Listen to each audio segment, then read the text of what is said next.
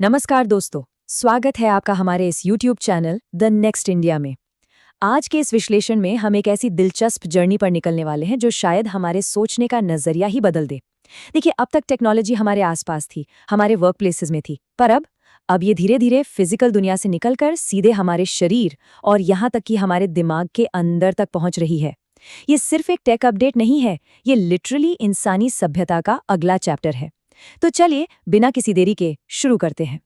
तो सबसे पहले इस सवाल पर गौर करते हैं, टेक्नोलॉजी आखिर कहाँ खत्म होती है और इंसानियत कहाँ से शुरू होती है।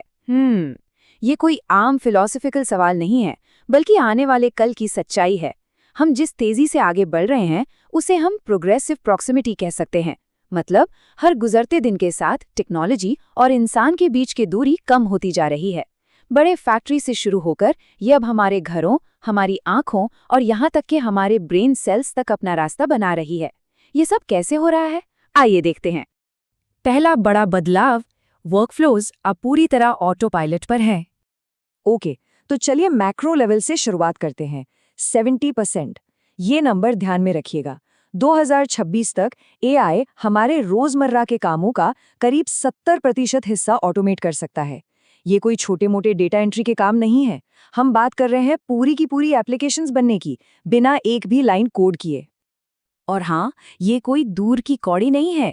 सर्विसनाउ जैसी बड़ी कंपनीज ने अभी से दिखा दिया है कि उनके यहाँ रेपिटेटिव कामों में 65% तक की कमी आ चुकी है। सोचिए, हायरिंग से लेकर इनवॉइसिंग तक का पूरा सिस्टम प्रैक्टिकली खुद ब खुद चल रहा है।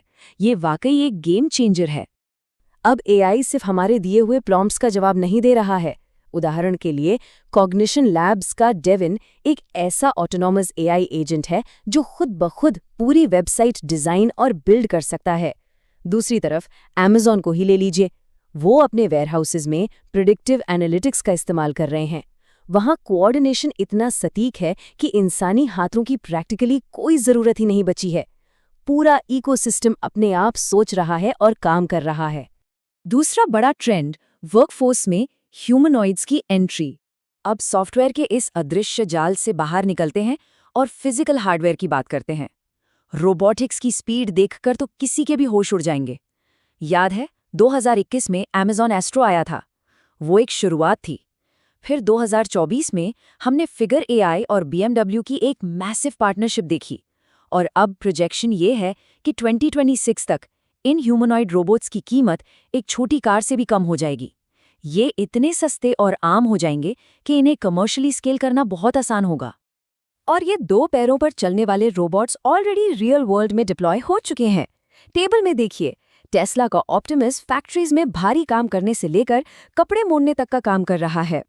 एजिलिटी रोबोटिक्स का डिजिट वेयरहाउसेज में बॉक्स उठा रहा है, और फिगर 01 सीधे ऑटोमोटिव मैन्युफैक्चरिंग लाइन पर खड़ा है। ये थकते नहीं हैं और रिपीटेटिव काम को एकदम परफेक्ट डेक्सटेरिटी के साथ कर सकते हैं। तीसरा हिस्सा, एआर ग्लासेस अब ट्रेडिशनल स्क्रीन्स की जगह ले रहे हैं। चलिए अब टेक्नोलॉजी को ह्यूमन बॉडी के थोड़ा और करीब लाते हैं। अब तक हम टेक के साथ काम कर रहे थे, अब हम उसे पहनने वाले हैं। एप्पल, मेटा और सैमसंग जैसी दिग्गज कंपनीज ऐसे लाइटवेट ग्लासेस पर काम कर रहे हैं जिनके बाद शायद फोन स्क्रीन देखने की जरूरत ही ना पड़े। सोचिए, आप रास्ते पर चल रहे हैं और नेविगेशन एरोज हवा में तैरते हुए दिख रहे हैं, या कोई दूसरी भाषा बोल रहा है और उसके ट्रांसलेटेड सबटाइटल्स आपकी आंखों के सामने लाइव चल रहे हैं। एआई बैकग्राउंड में सारा कॉन्टेक्स्ट समझ लेगा। और ये स्लाइड एक बहुत ही ब्रिलियंट कॉन्ट्रास्ट दिखाती है। एक तरफ है एक्सटर्नल टेक जैसे एआर ग्लासेस, जो इन्फॉर्मेशन को हमारी आंखों के बाहर हमारे एनवायरनमेंट में प्रोजेक्ट करते हैं। पर इसके ठीक सामने है हमारी सबसे अल्टीमेट फ्रंटियर, इंटरनल टेक, यानी ब्रेन कंप्यूटर इंटरफेसेस, जो सीधे हमारे दिमाग के अंदर से हमारे विचारों को समझते हैं। ये एक बहुत बड़ा शिफ्ट है। चौथा ट्रेंड, जहां ब्रेन कंप्यूटर इंटरफेसेस यानी BCI आखिरकार हकीकत बन गए हैं। अब जो मैं बताने जा रहा हूं वो इस पूरी चर्चा का सबसे माइंड ब्लोइंग हिस्सा है। BCI अब किसी साइफाई फिल्म की कहानी नहीं रही। 2024 में न्यूरोलिंक ने अपना पहला ह्यूमन इम्प्लांट सक्सेसफुली किया। इस मेडिकल माइलस्टोन की सर्जरी कोई आम सर्जरी नहीं है। इसमें एक हाईली एडवांस्ड रोबोटिक आर्म का इस्तेमाल होता है जो दिमाग में बालों से भी पतले थ्रेड्स या धागों को इतनी सटीकता से जोड़ता है जो इंसानी हाथ से नामुमकिन है। ये थ्रेड्स सीधे इंसानी विचारों को पढ़ते हैं। और अब एक इंसान सिर्फ सोचकर कंप्यूटर कर्सर कंट्रोल कर रहा है। वहीं सिंक्रोन जैसी दूसरी कंपनीज इसके लेस इन्वेसिव ऑप्शंस बना रही हैं।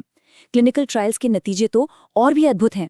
लकवाग्रस्त या स्ट्रोक के मरीज अब अपने विचारों के जरिए न सिर्फ मैसेजेस भेज पा रहे हैं, बल्कि प्रोस्थेटिक लिम्स को कंट्रोल भी कर रहे हैं। ये बिल्कुल जादू जैसा है, पर पूरी तरह साइंस है। और आखिर में 5वां ट्रेंड, जेनरेटिव एआई का डिफॉल्ट बन जाना। अब जब टेक्नोलॉजी हमारे शरीर और दिमाग के इतने करीब हैं, तो वो उस मीडिया को भी बदल रही है जो हम दिन रात कंज्यूम करते हैं। ये चार्ट देखिए। लार्ज मल्टी मॉडल मॉडल्स अब इतने एडवांस्ड हैं कि वो एक साथ टेक्स्ट, इमेज, वीडियो और ऑडियो हैंडल कर रहे हैं। चाहे GPT-5 हो, जेमिनाई अल्ट्रा हो या 11 लैब्स की बिल्कुल असली लगने वाली वॉइस क्लोनिंग। इसका मतलब है कि 2026 तक हम जो कुछ भी पढ़ेंगे, सुनेंगे या देखेंगे, उसमें AI की छाप जरूर होगी। जैसा कि इस कोट में लिखा है, ये सिर्फ एक पासिंग ट्रेंड नहीं है, ये फाउंडेशन का बदलना है। कंटेंट क्रिएशन का पूरा स्ट्रक्चर ही बदल रहा है। आने वाले वक्त में जनरेटिव एआई एक ऑप्शन नहीं, बल्कि हर चीज का स्टार्टिंग पॉइंट यानी डिफॉल्ट बन जाएगा। ये एक ऐसी सच्चाई है जिससे बचा नहीं जा सकता। तो इस पूरे विश्लेषण को समाप्त करते हुए एक बहुत ही गहरा सवाल सामने आता है। जब 2026 तक इंटरनेट पर मौजूद हर टेक्स्ट, हर वीडियो और हर आवाज किसी न किसी रूप में एआई द्वारा बनाई या प्रभावित होगी, तो असलियत या रियलिटी की नई परिभाषा क्या होगी? क्या हम कभी असली और नकली के बीच का फर्क पहचान पाएंगे? इस सोच विचार करने वाले सवाल के साथ हम आज का ये एक्सप्लेनर यहीं खत्म करते हैं। इन बदलावों को समझना ही आने वाले कल की तैयारी है। धन्यवाद।